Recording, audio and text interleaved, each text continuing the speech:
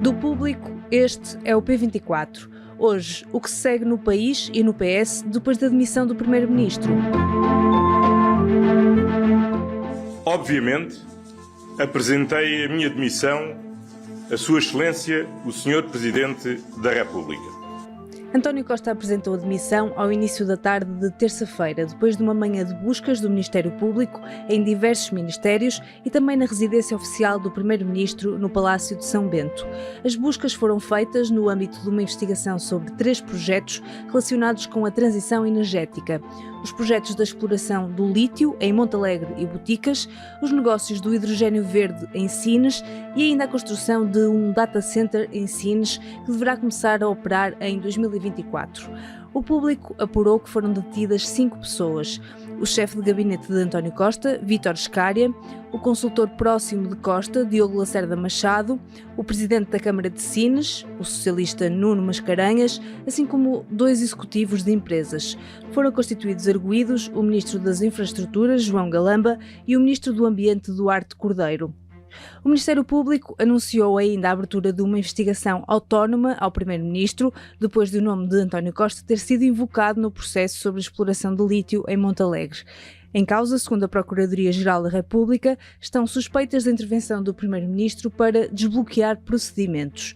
Costa diz não saber quais as práticas sobre as quais há suspeição e garante ter a consciência tranquila, mas considera que já não tem condições para assumir funções como Primeiro-Ministro.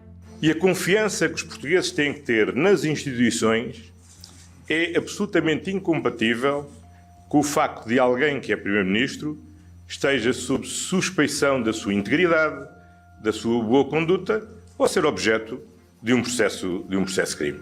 Sobre uma possível recandidatura, António Costa deixa bem claro.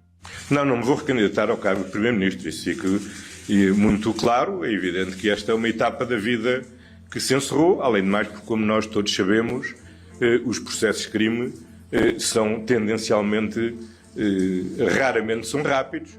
O Presidente da República emitiu uma nota a informar que já aceitou a demissão do Primeiro-Ministro. Marcelo Rebelo de Sousa vai receber os partidos e convocar uma reunião do Conselho de Estado para dar seguimento ao processo. Só depois, na quinta-feira, falará ao país.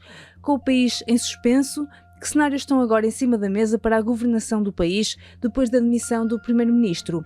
E dentro do PS, o que podemos esperar depois da saída do Secretário-Geral? Neste P24 vou conversar com São José Almeida, redatora principal do Público. Bem-vindos ao P24, eu sou Inês Rocha.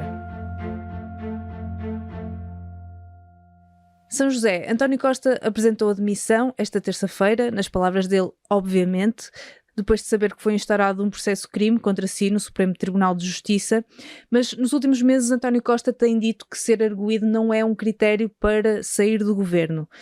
Por isso, como é que vês esta decisão? Há aqui alguma incoerência ou desta vez António Costa não tinha outra hipótese senão demitir-se? António Costa não tinha outra hipótese porque o que estava em causa, como ele próprio disse, era o Primeiro-Ministro estar a ser investigado num quadro criminal, investigação criminal. E, portanto, ele sempre disse que os ministros podiam estar a ser investigados, mas como ele próprio disse na intervenção que fez, esta decisão não tem nenhuma incoerência, porque a dignidade, a imagem, a confiança que o país tem que ter num Primeiro-Ministro tem que estar acima de qualquer suspeita e por isso ele tinha que se demitir. E agora, depois da demissão, o que é que se segue? Marcelo já anunciou que vai falar ao país depois de conversar com os partidos e com o Conselho de Estado. Qual é que te parece o cenário mais provável após esta demissão? Bom, eu não sou adivinha, mas pelo que eu pude ver e ler, o Presidente da República vai convocar o Conselho de Estado e ouvir os partidos, ou pelo menos convocar o Conselho de Estado é nesse contexto, com a linha da Constituição que diz que é para convocar eleições. Não é para discutir a demissão do Primeiro-Ministro, é para discutir a convocação de eleições. Portanto, eu presumo que o Presidente da República que esteja a equacionar a possibilidade de dissolver o Parlamento e convocar eleições.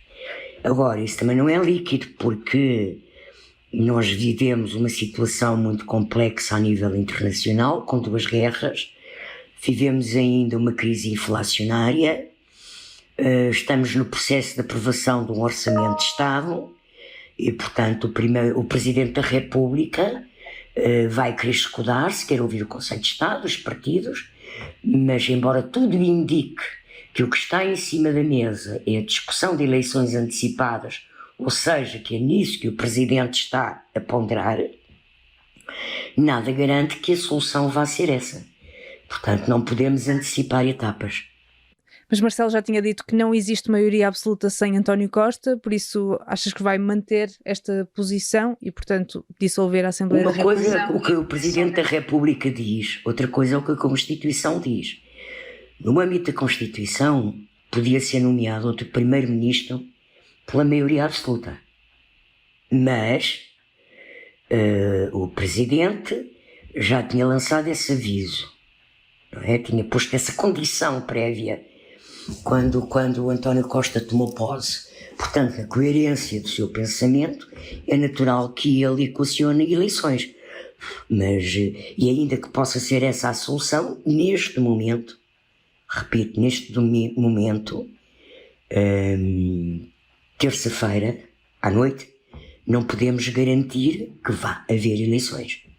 E havendo dissolução da Assembleia da República, parece que Costa ficará em funções como Primeiro-Ministro até haver um próximo governo, ou terá de ser nomeada outra pessoa para o cargo até haver novas eleições? Bom, daí primeiro da decisão do Presidente, pedir para ele ficar em governo de gestão. Outra coisa é ele aceitar ficar em governo de gestão, pode não aceitar. E aí o Presidente terá que nomear um Primeiro-Ministro de acordo com a maioria ou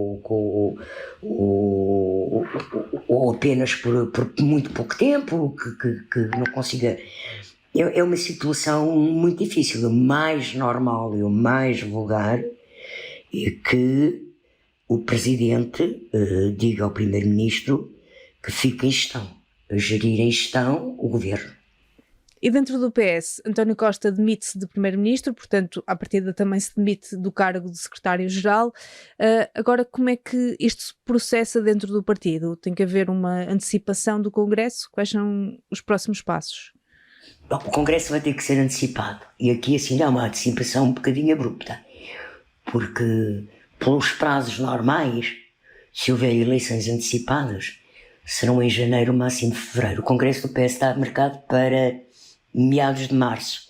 Portanto, eles terão que antecipar, não sei se ainda para este mês, para dezembro, mas creio que se houver eleições, o Congresso do PS irá ser antecipado até ao fim do ano, realizar-se-á até ao fim do ano. E em termos de sucessor, tem-se falado de muitos putativos candidatos a secretário-geral do PS, mas neste momento qual dirias que seria o sucessor mais provável? Não faço ideia, porque nesta altura isto é um corte tão abrupto, é um cenário tão imprevisível, que mesmo aqueles putativos candidatos como Pedro Nuno Santos, tudo isto veio antecipar e queimar etapas. Mesmo para Pedro Nuno Santos, eu admito Pedro Nuno Santos candidato, mas admito que haja também mais alguém que se candidate e de facto é imprevisível e impossível estar neste momento a fazer esse tipo de cenários, porque tudo o que foi falado de putativos sucessores ou outros candidatos além de Pedro Nuno Santos pode ter mudado muito, pode surgir pessoas de que nem sequer se fala. Portanto, os próximos tempos são um bocadinho imprevisíveis ainda, temos de esperar uma decisão do Presidente da República. Não, os próximos dias são previsíveis no sentido em que vai haver um Conselho de Estado, vai haver uma decisão do Presidente da República. Agora, até quinta-feira, o Presidente da República comunicar ao país a sua decisão, nós não podemos sequer fazer cenários sérios. Percebes? Porque não sabemos o que é que vai ser a decisão. E neste momento, o eixo do sistema é o Presidente da República e as decisões estão na mão do Presidente da República. Vamos aguardar então novidades. São José, muito obrigada. Obrigada, adeus.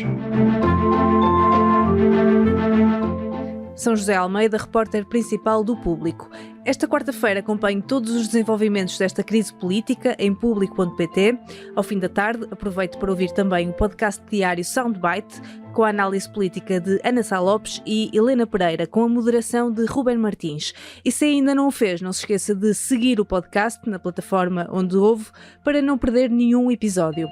Os sons que ouviram neste episódio são da RTP, a música do genérico é da Ana Marques Maia. Tenham um bom dia e até amanhã.